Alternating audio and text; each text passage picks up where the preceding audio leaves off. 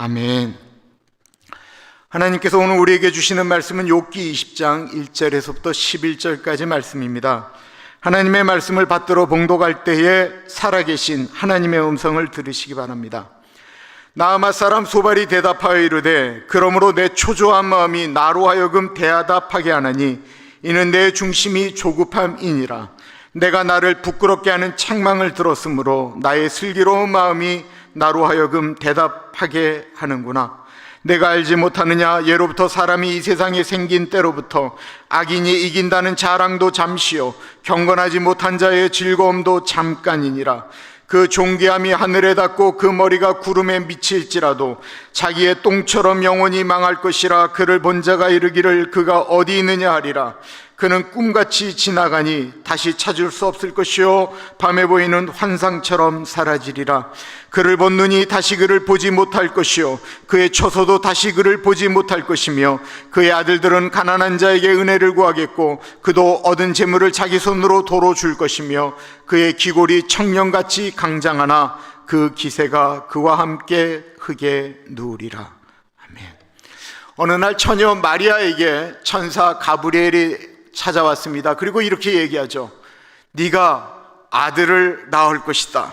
그러자 마리아가 저는 남자를 알지 못하는데 어떻게 내가 아이를 가집니까? 묻자 천사가 다시 얘기합니다. 너는 거룩한 영, 성령으로 아이를 가질 것이다 라고 하는 세상적으로 말하면 말이 안 되는 이야기를 했습니다. 이 천사의 말은 인간적으로 보면 말이 안 되는 이야기인데 마리아가 그 말을 듣고 순종하였습니다. 왜 그랬을까요?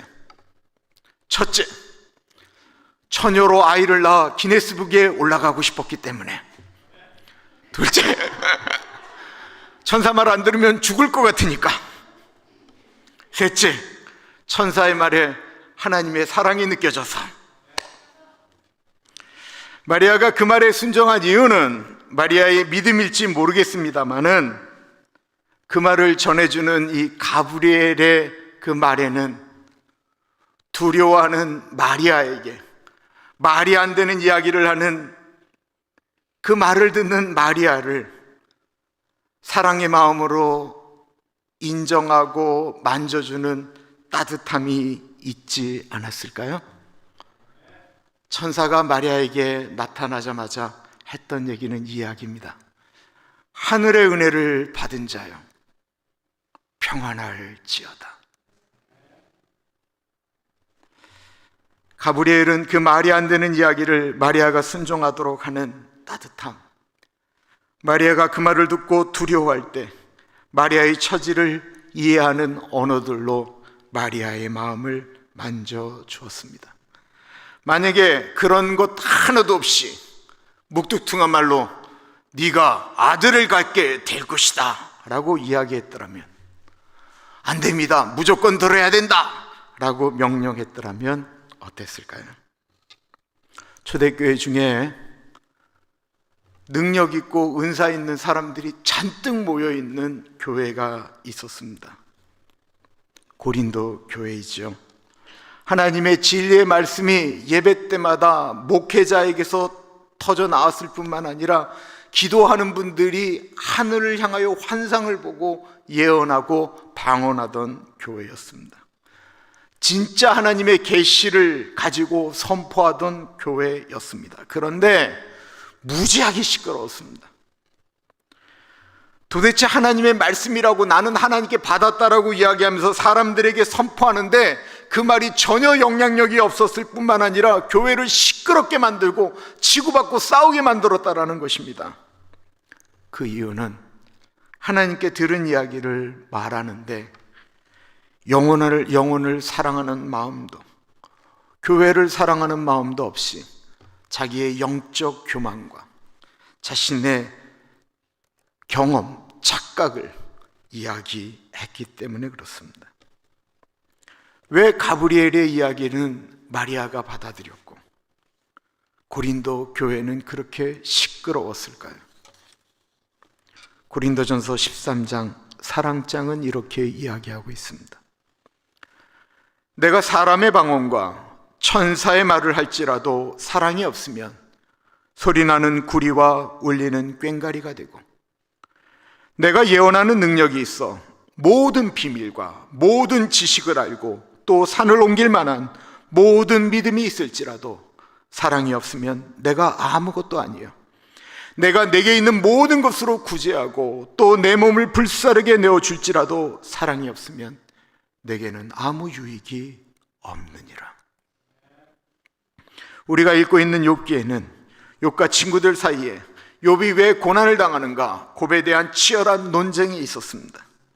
처음에 친구들이 와서 욥에게 권면할 때만 해도 이들의 언어에는 사랑이 묻어져 있었고 이들의 언어에는 신앙적이었고 당연히 욥이 받아들일 만한 이야기들로 채워졌었습니다. 욥의 친구들의 주장은 오로지 한 가지였습니다. 네가 이런 어려움을 겪는 이유는 네가 하나님께 죄를 졌기 때문이다. 큰 죄를 졌기 때문이다. 그러니까 네가 회개하면 돼. 욥기 20장까지 오고 있는데 이 친구들이 하는 논리는 모든 것들이 많은 이야기가 있는 것 같은데 누가 얘기를 해도 내용은 딱 이 한 가지였습니다. 이들의 사랑은 어디까지입니까? 욥, 우리 말 들어. 그러면 너는 사는 거야. 우리가 지금까지 배운 지식, 경험에 의하면 너는 큰 죄를 졌어. 그런 큰 죄를 짓지 않고서는 이럴 수가 없어. 욥의 친구들의 논리는 이 친구들의 말씀을 딱 뽑아서 성경을 만들어도 틀린 것이 하나도 없습니다.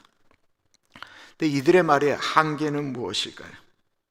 그건 이들이 처음 가졌던 섭리관, 사람이 고난당하는 것은 무조건 죄를 지었기 때문이다라고 하는 것을 가지고 욥의 문제를 해석하려고 하니까 이게 더 이상 말이 나갈 수가 없는 거예요.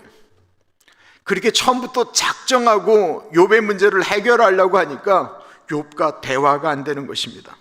반대로 욥은 자신의 고난 때문에 그의 하나님과의 묵성은 깊어질 대로 깊었습니다.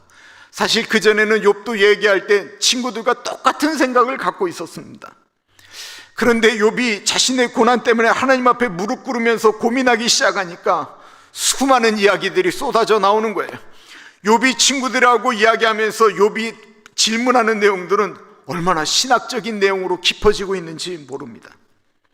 그 질문을 오늘날 우리에게 던져도 우리도 고개를 끄덕거리는 내용들이 많습니다. 내가 지은 죄 때문에 이런 큰 고난을 당한다라고 한다면 이 세상에 고난받지 않을 사람들이 어디 있단 말인가? 너희들은 나한테 죄 때문에 고난당한다라고 이야기하면 너희들은 지금 고난당하지 않는 이유는 너희가 죄를 안 졌기 때문이냐? 라고 하는 이 질문. 우리가 지금 이 자리에 앉아 있는 게 우리가 죄 안 졌기 때문에 여기 앉아 있습니까? 두 번째, 죄 때문에 고난당하는 것이 맞다고 한다면 눈을 들어 사방을 봐라. 저 수많은 악질적인 사람들이 왜 저렇게 잘 사는가? 욥의 질문에 대답하지 못하는 친구들은 화가 치밀기 시작했습니다.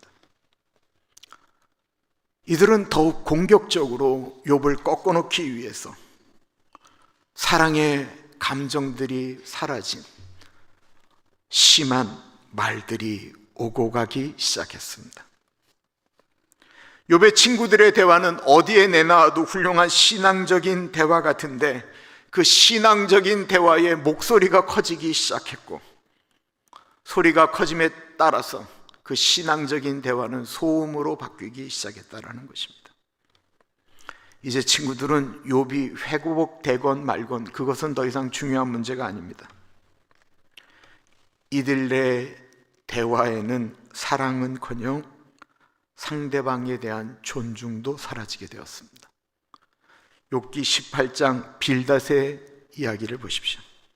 그러자 수아 사람 빌닷이 대꾸했습니다. 자네 도대체 언제까지 말을 할 건가? 정신 좀 차리게. 우리 말 좀 하세. 어떻게 우리가 짐승 취급을 받고 자네 눈에 그렇게 비열하다고 여겨지는 것인가? 악인에 대한 기억은 이 땅에서 사라져 없고 그 이름은 거리에서 존재하지 않은 걸세. 악인은 빛에서 어둠으로 빠져들고 이 세상에서 쫓겨날 걸세. 악인은 그 백성들 가운데 아들도 후손도 없을 것이며 그가 살던 곳에는 남은 사람이 아무도 없을 걸세. 악인은 그 조상이 두려움에 쌓였듯이 그 후대가 그 운명을 보고 놀랄 것에 악한 사람의 집은 반드시 그렇게 되고 이것이 바로 하나님을 알지 못하는 사람이 사는 곳일세. 빌닷이 지금 이 이야기를 하나님을 알지 못하는 사람에게 하고 있습니까? 하나님을 섬겼던 욥에게 하고 있습니까? 21절을 우리의 언어로 푼다고 한다면 이렇습니다. 욥, 자네 집은 분명히 망할 거야. 욥, 내 이름은 이 땅 가운데 다시는 존재하지 않을 거야. 너 그거 알아? 네가 하나님을 믿는다고? 네가 신앙인이라고 웃기고 자빠졌네. 넌 지금 신앙생활 하고 있었던 게 아니야. 넌 하나님을 몰라도 너무 몰라. 지금 네 꼬라지를 보라고. 하나님을 안다면 이렇게 살 수는 없는 거야. 네 인생은 지옥행이라고. 세상의 욥의 친구들이 욥에게 너는 지옥행이야. 너의 지금 모습을 보면 절대로 너는 하나님 나라에서 우리를 만날 수가 없어 라고 이야기했다라는 것입니다. 욥은 하나님을 신실하게 믿었습니다. 누구보다 신실하게 믿었습니다. 그랬던 욥에게 내 지금 살아있는 이 모습은 하나님을 믿지 않는 사람이 살고 있는 곳과 똑같다라는 거예요. 어디예요? 지옥이다라는 것입니다. 그 얘기를 듣자 욥도 화가 나기 시작했습니다. 아니, 누가 화가 안 나겠어요? 자신 보고 하나님 안 믿는 사람이라고 말하는데 맞다라고 이야기를 해야 되겠어요? 화가 치미는 것이 당연하죠. 당신 지옥 간다라고 얘기하는데 화가 안 나면 그게 사람이겠어요? 당신 이름은 이 세상에서 이름도 없어질 것이다 라고 모욕하는데 어떻게 가만히 있느냐는 말입니다. 그래서 그 이야기를 들은 욥도 말이 신랄해지기 시작합니다. 그때 욥이 대답했습니다. 자네들이 언제까지 내 영혼을 괴롭히고 말로 나를 갈갈이 찢어 놓겠는가? 자네들이 10번이나 나를 비난하는구나. 나를 의심하고도 부끄러워하지 않는구나. 내가 정말 잘못을 했다 하더라도 내 잘못은 내 문제일 뿐일세. 자네들이 진정 나를 짓밟아 높이려고 하고 나를 꾸짖어 고발하려거든 하나님께서 이미 나를 거꾸로 들이시고 그 그물로 나를 둘러싸셨음을 이제 좀 알게나. 그러다가 욥은 친구들에게 부탁합니다. 나 그렇지 않아도 사람들에게 버림받았는데 니들만큼은 좀 나 좀 이해해 주지 않겠느냐. 이 욥이 처음으로 친구들에게 자존심을 내려놓고 하는 말을 들어보십시오. 그분이 내 형제들을 내게서 멀리 두셨으니 내가 아는 사람들이 나를 완전히 외면한다네. 내 친척들이 다 떠나고 내 친구들도 나를 잊었다네. 내 집에 살던 사람들과 내 여종들이 나를 낯선 사람 취급하니 나는 그들이 보기에 이방 사람이라네. 내가 내 종을 불러도 대답하지 않으니 오히려 내가 입으로 애걸했다네. 내 아내도 내 입김을 싫어하고 내가 내 형제들의 혐오거리가 됐다네. 심지어 어린아이들까지도 나를 경멸하며 내가 일어났더니 나를 비웃었다네.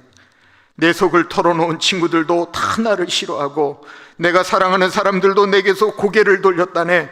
나는 이제 가죽과 뼈만 남았고 겨우 잇몸만 남아있구나. 자네들 내 친구들아, 너희는 나를 좀 불쌍히 여겨라. 나를 좀 불쌍히 여겨라. 하나님의 손이 나를 치셨으니 말이다.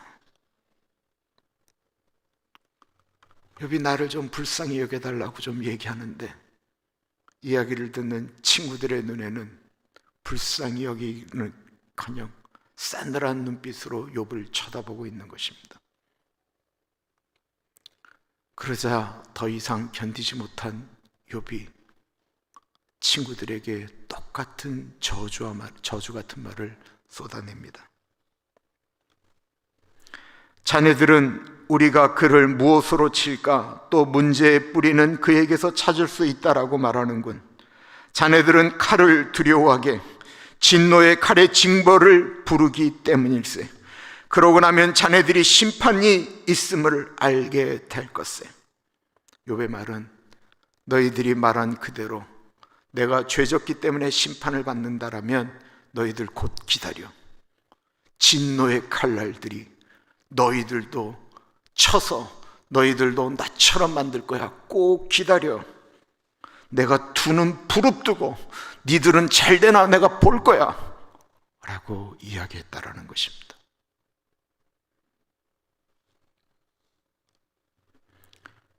욥의 친구들의 이야기는 이제 선을 다 넘어가기 시작했어요. 정말 무서운 게 뭔지 아세요? 하나님의 말씀을 가지고 사람을 공격하는 거예요. 하나님의 말씀은 사람을 살리는 언어입니다. 그런데 하나님의 말씀이 원수 마귀를 공격하는 무기가 아닌 사람을 내 무릎 아래로 꺾어 놓겠다라고 사용하기 시작했다라는 것입니다. 사람이 칼에 찔리면 몸에 상처가 남지요. 사람의 말은 가슴에 남습니다. 그리고 이 가슴에 남는 어떤 말들은 눈을 감을 때까지 사라지지가 않습니다. 그리고 그 말은 어떤 생각을 망가뜨리고 내 행동을 고통스럽게 만들곤 합니다. 이 싸움이 어떻게 되면 멈춰질 수 있을까요? 입을 좀 다물면 됩니다. 한 박자 좀 쉬면 됩니다. 이제 욥의 친구들이 욥이 이렇게 이야기할 때 욥이 지금 제정신이 아닌 것 같으니 우리 좀 쉬자라고 이야기하면서 말을 멈추었다라고 한다면 욥도 내가 너희들한테 너무 심하게 얘기했지 라고 이야기할 텐데, 그런데 이게 싸움이 점점 더 고조가 되어지니까 이게 멈춰지지가 않는 거예요. 말로 싸우기 시작하면 어디까지 가나요? 갈 때까지 갈 데는 없습니까? 잠을 자야 되는데 밤새도록 싸우지는 않으세요? 이 얘기 끝나기 전에는 못 자!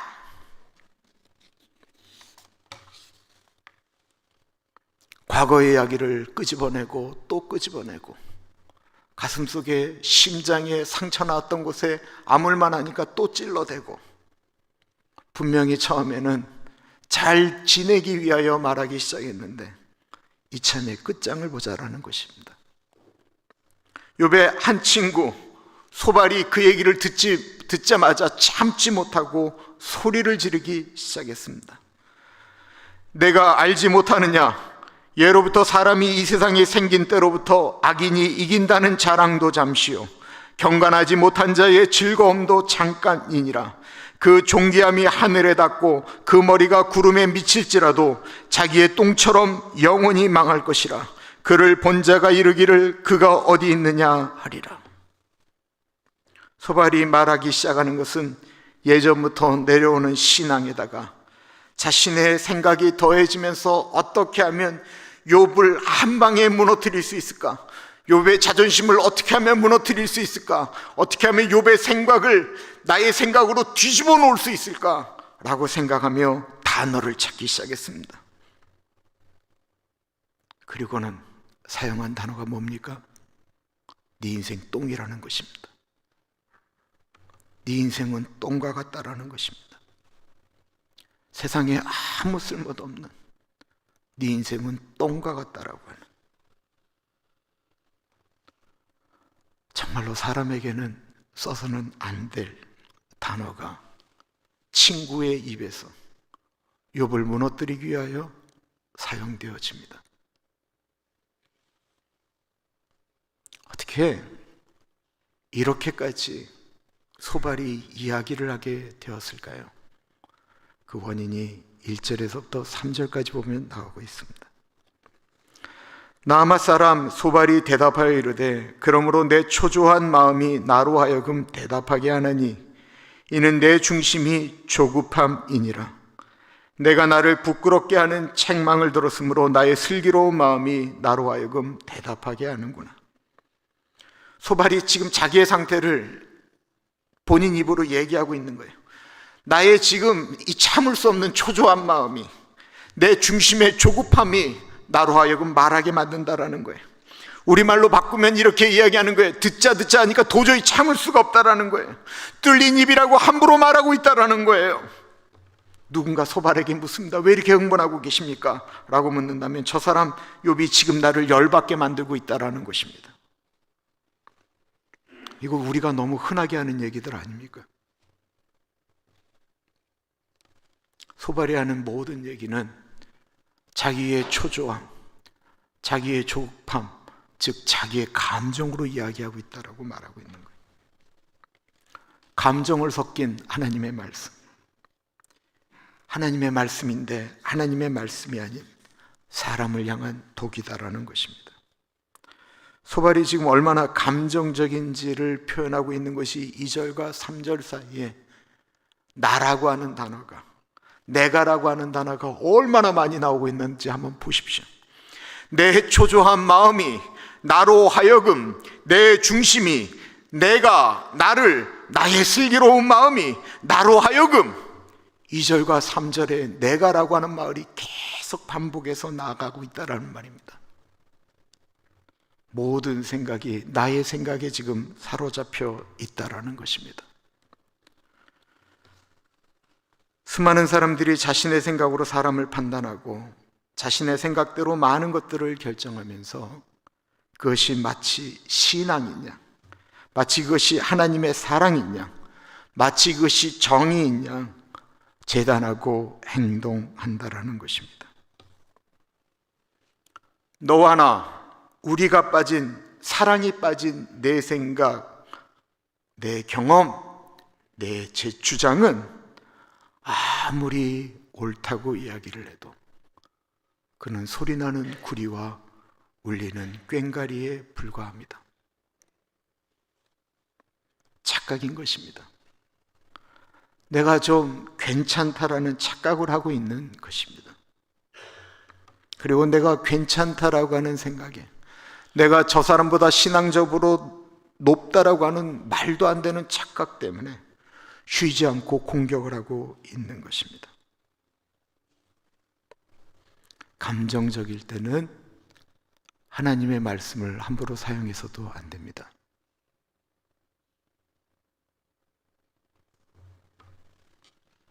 내가 집사람에게 화가 나서 남편은 교회의 머리와 같은 존재야! 까불고 있어 이거. 이러면 집사람이 뭐라고 그러겠어요? 여자는 주께서 자기 몸을 죽어서 피 흘리기까지 사랑한 존재와 같은 거야. 나를 위해서 피 한 번 흘려봤어. 물 하나 안 부셔보면서 말이야. 이게 대화가 되겠냐고요.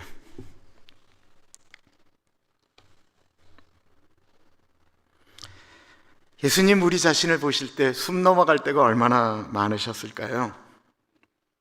예수님 늘 기다리셨잖아요.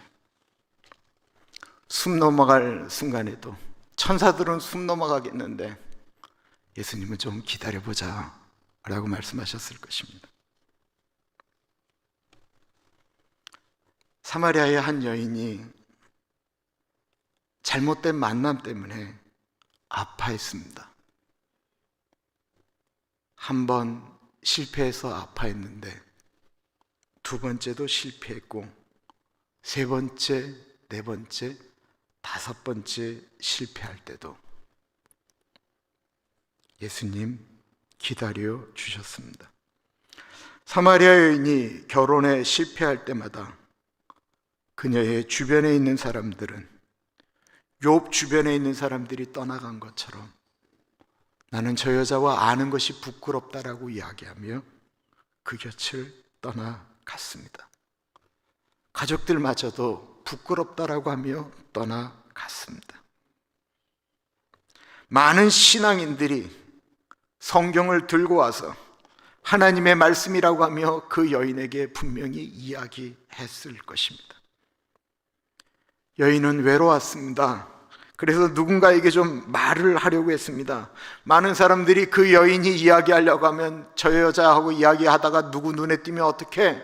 라고 하며 그 자리를 비껴나갔을 뿐만 아니라 어떤 사람들은 그 여인이 이야기를 하려면 내가 먼저 얘기할 테니까 너 먼저 내 얘기 들어 라고 이야기를 하였습니다.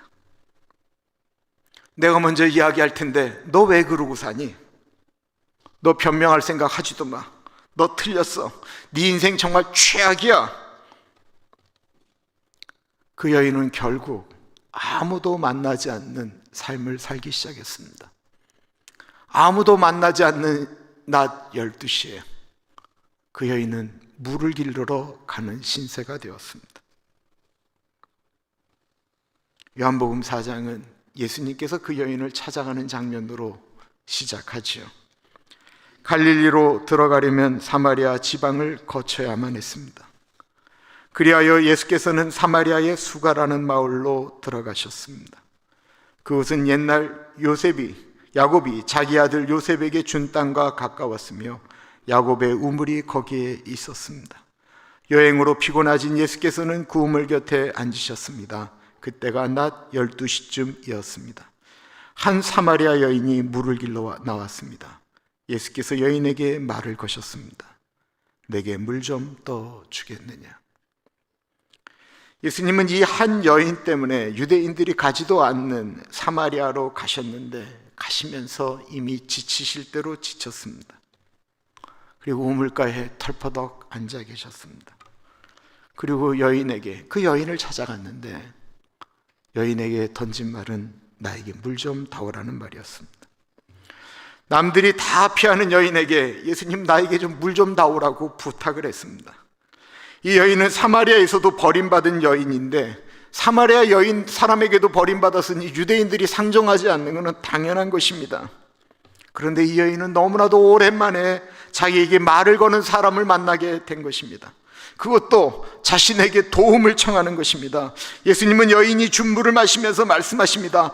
아, 시원해. 이제야 좀 살 것 같네. 여인이 쑥스러워 말합니다. 왜 유대인이신 어른이 저에게 물을 달라 하십니까? 유대인들은 원래 사마리아 사람들에게 말도 하지 않는데요. 예수님이 지쳐서 하신 물 좀 달라고 하는 이 말 한마디에 어느 누구에게도 필요 없는 존재라 불렸던 이 여인이 수년 동안 사람들을 피해 살았던 어둠의 여인이 밝은 빛으로 복음으로 인도되었습니다. 예수님은 이 여인에게 성경에 있는 말씀을 한 번도 전하지를 않았는데 이 여인이 도리어 먼저 예수님에게 묻는 거예요. 내가 어디서 예배를 드리는 것이 옳겠습니까? 우리 조상들은 여기서 예배를 드리라고 그러고 유대인들은 예루살렘에서 예배를 드리라고 하는데 예수님, 내가 어디서 예배를 드리는 것이 좋을까요? 예수님을 보려고 뽕나무 위로 올라간 삭개오를 보면서 수많은 사람들이 뽕나무 위에 올라가 있는 삭개오를 보면서 먼저 수군거리기 시작합니다. 아휴, 저 더러운 것, 저 세리장이, 저 삭개오, 저 쓸모없는 것, 우리 눈에 정말 안 보였으면 좋겠다라고 느껴지는 저 삭개오. 지도 예수 한번 보겠다고 저 뽕나무 위로 올라가 있는 거 봐. 저 우스꽝스러운 모습을 보라고. 아이들은 뽕나무에 올라와 있는 삭개오가 어른임에도 불구하고 이 새끼 저 새끼 이야기하면서 손가락질합니다.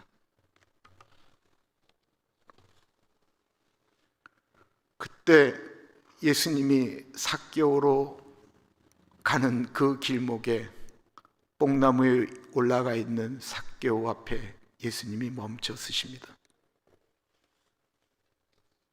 삭개오야.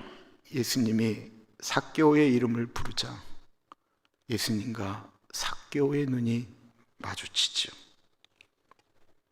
삭개오가 긴장하지 않았을까요? 뽕나무 위에 올라가 있는 삭개오의 모습을 주변에 있는 수많은 사람들이 둘러싸고 있습니다. 애들이 낄낄거리면서 이야기하고 저 로마의 개, 정말 도움이 안 되는 인생, 똥보다도 못한 것이라고 이야기하는 그 순간 긴장하고 있는 삭개오에게 예수님이 활짝 웃으시면서 말씀하십니다. 삭개오야, 잘 데가 없는데 오늘 너희 집에서 내가 좀 잠을 자면 안 되겠냐?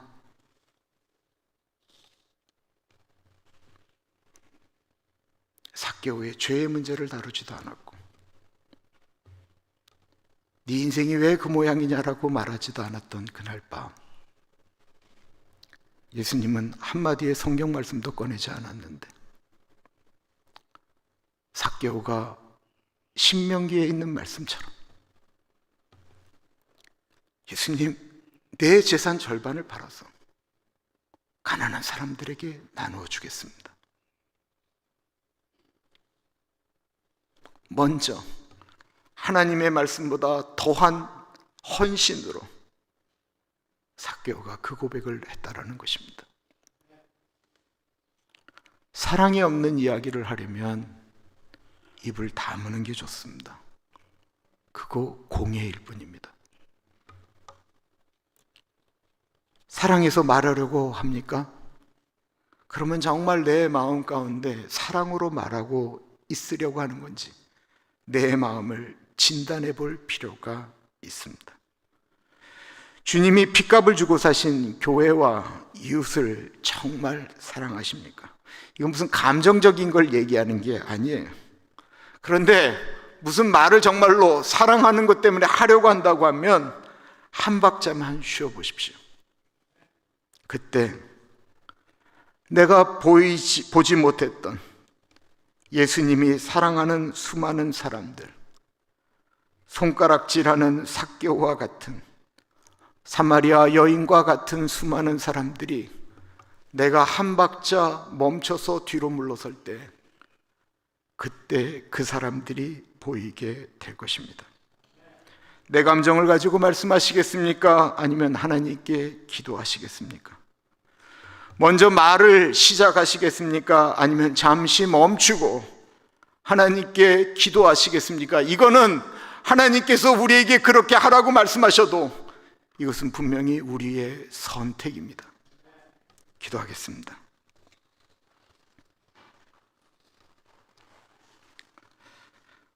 참으로 존귀하신 하나님 아버지, 하나님 아버지, 잠시 멈출 수 있는 여유를 우리에게 주옵소서. 사람을 보기 전에 그 사람을 위하여 십자가 지신, 십자가에 걸려 죽으신 예수 그리스도를 먼저 바라보게 하여 주옵소서. 성경에 우리를 부르신 이유가 우리가 잘해서가 아니고 은혜로 불리움을 받은 구원받은 죄인이다라는 그 사실을 잊지 않고 늘 겸손하게 반응하게 하여 주옵소서.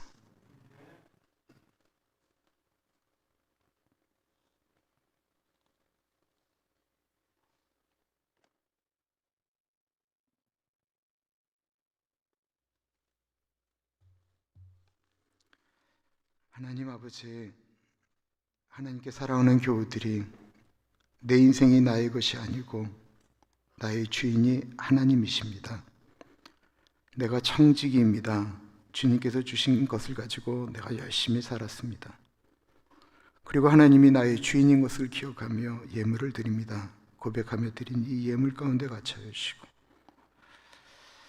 하나님, 교회가 하나님의 눈을 헛되게 낭비하지도 않게 하시고 이 땅에 푸르고 부른 예수님의 계절이 오게 하는데 사용되어질 수 있도록 인도하여 주옵소서. 주변에 있는 분들에게 꽃 한 금 드립니다.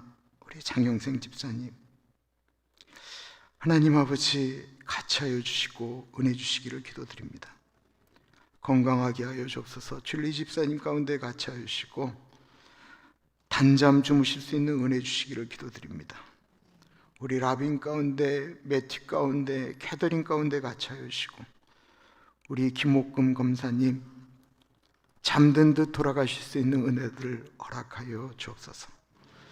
우리 최원욱 장로님 파킨슨이 멈춰지게 하시고 우리 최동숙 권사님 강건하게 하시고 두 분 다 식사 잘 하실 수 있도록 도와주시며 우리 문홍 형제 지연자매 가운데 같이 하여 주셔서 주께로 돌아오는 날수를 감하여 주옵소서.